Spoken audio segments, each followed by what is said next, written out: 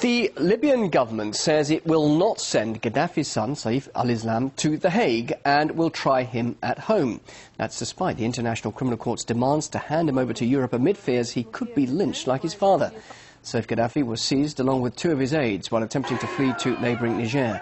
Libyan authorities want him tried on charges that potentially carry the death penalty. Well, to discuss Saif Gaddafi's fate, we can now talk with Adrian Solbucci. He's a political analyst and author from Buenos Aires. Well, Libyan rulers are insisting on trying him at home. Would any forthcoming trial be a fair one, Adrian, given the facts about what happened to his father? Well, after seeing what happened to Muammar Gaddafi, I would hate to be in Saif al-Islam Gaddafi's shoes. Either way, there will be very strong pressure on the provisional Libyan government to try and have him extradited. Now, what Saif al-Islam al-Gaddafi has is a terrible choice between being shot or being hanged. Because if he is judged and tried in Libya, he might end up very much in a Saddam Hussein-like trial where he will end up being hung or he will end up being killed one way or the other. And if he is extradited to The Hague, the International Criminal Court has already said, and we've seen what they've done in the cases of Ratko Mladic from Serbia or Slobodan Milosevic, it will not be a fair trial because the International Criminal Court is very much in line of the historical Nuremberg tribunal, where the victors in war feel that they have the right to judge those who are defeated, so that there can be no justice there either.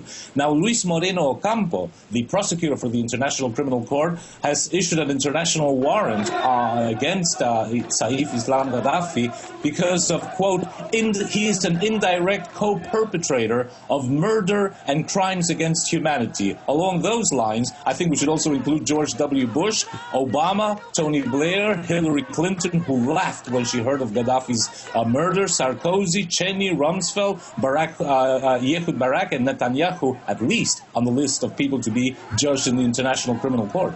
Well, you mentioned all those people. Surely a trial would prove to be very uncomfortable for those with whom Saif has had international contacts with, would it not? Secrets will be spilled.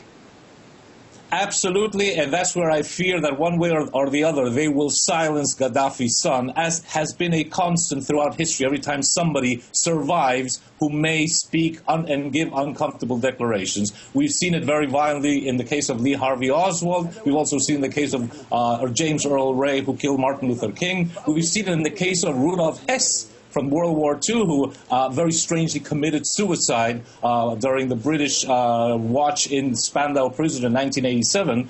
And we've also seen, and this is all historical documents, how Muammar Gaddafi, only in the last 2 years, has shook the hands of Tony Blair, Barack Obama, Jacques Chirac, Sarkozy, and only last year in September there was an Arab League summit in Sirte in Libya, and Silvio Berlusconi kisses Mr. Gaddafi's hand. So no doubt a lot of things were negotiated, a lot of very uncomfortable declarations and information could be given by Saif al-Islam Gaddafi, Gaddafi's son. So I think that he will one way or another be silenced, either through life imprisonment or through execution or through some other lynching parade, as we saw with Muammar Gaddafi only a month ago in Libya. Just briefly, though, if he was sentenced to death, well, how would the international community react to that? What would it do for the NTC's reputation and indeed for a country supposedly in transition to being a democratic country? Would it not be harmful to Libya's reputation?